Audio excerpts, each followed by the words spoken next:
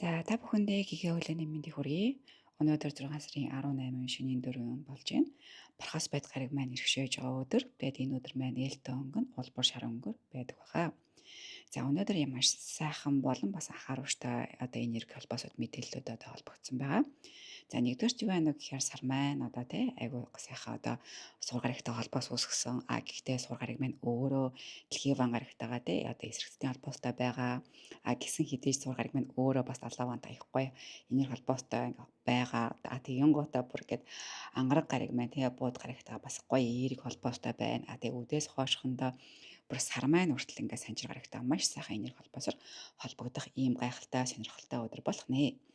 За тийм учраас өнөөдөр цөмөр юуг анхаарах вэ гэхээр нэгдүгээр могой жилтэнгүүд маань илүү анхааралтай байх хэрэгтэй юм өдөр байгаа. За хоёрдугаар цөмөрөө бикини ваксыг маш бодолтой ухаалаг тийм үү хийдэг хүмүүс байх бол хийлэх гэж байгаа бол бас айгүй болгоомжтой хийлгээрэй гэж зөвлөе. Яагаад вэ гэхээр бидний нууцхан тэр хөрхөн газар чи ингээд энерги сулхан байгаа.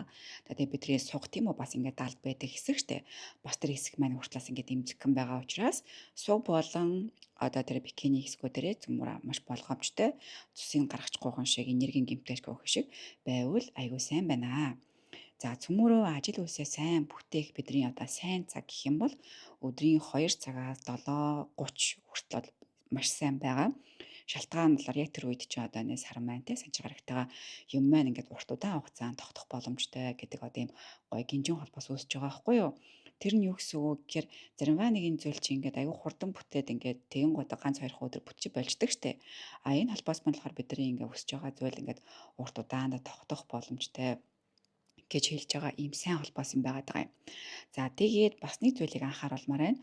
Өнөөдөр цөмөрөө ингээд болж игэл хийх сайхан ажлуудаа сайн хийж бүтээгээ тийм ээ цэгцлэхтэй юмнуудаа цэгцлээд гол чухал ажил хэрэгүүдээ өөр хоорондоо яаж тохиролцоод дуусгаагүй ажлуудаа дуусгаагүй хувааруудаа шийдэлт хүргээд маш тийм үр өгөөжтэй амьдрах боломжтой юм бүтээмжтэй өдөр ахгүй юу?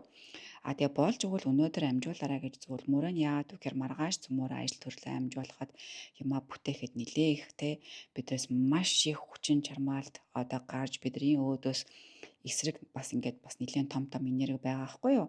Тэгэхээр юу хэлэх гээд байна вэ гэхээр маргаашаас өнөөдөр нарай илүү дээр юм болоо гэдгийг хэлэх гээд байгаамаа. За ингээд астрал сулаагаас нь хүргэж байгаа өнөөдрийн турхай маань юм байла. Тэгээ бүгдээр нь амжилт хүсье. Баярлалаа. Баяр таа.